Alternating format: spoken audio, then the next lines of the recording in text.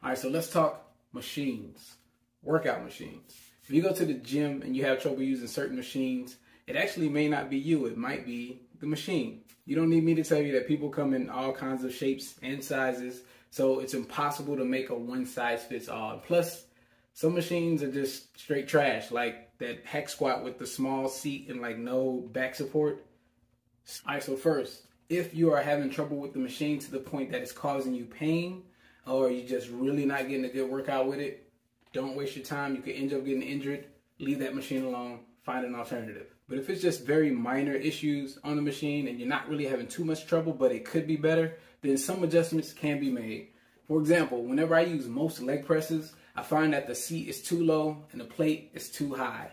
So whenever I'm pressing and I start to get the heavy weight, I find that I have some slight pains the next day that probably shouldn't be there. What I started doing was getting a 25-pound plate, putting it on the seat to raise me up a bit higher. Once I did that, I noticed my mobility on the exercise increased and I involved only the muscles that I wanted to be involved in that workout.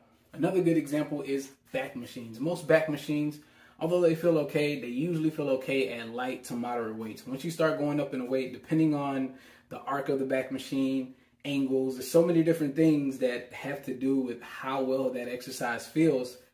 It gets a little hard to really keep the focus on the muscles that you should be working. So a good option here is to get the handles that you use for most cable exercises, put them around the handles on the back machine and use those instead. And once I did that, I find that it's a lot easier to focus on the muscles that I want to put on because of the gap between the handle and the actual handle that you're pulling. The tension tends to stay on your back better, and it's a lot easier to keep your hands at more of a natural angle because you're holding handles that move. There's a long list of different machines and options and adjustments that you can make to try to make that workout better. I'm pretty sure you've seen some and have done some. Go to the gym, try some out, be creative, but also remember that sometimes when you're making certain adjustments using a certain machine that's not made for a certain thing, you could have been doing something like that somewhere else rather than taking up that machine for somebody that wanted to do the workout that it was actually designed for. So keep certain things in mind. Also be efficient. If you got to make adjustments on a machine, is it really worth the time? Could you just do an alternative?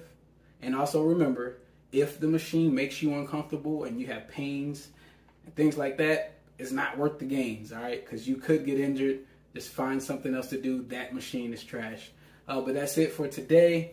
Darnell B, Hip Hop and Fitness. Hey, like, comment, and subscribe. Share these, save these if you can. It helps me out. I'm trying to grow this.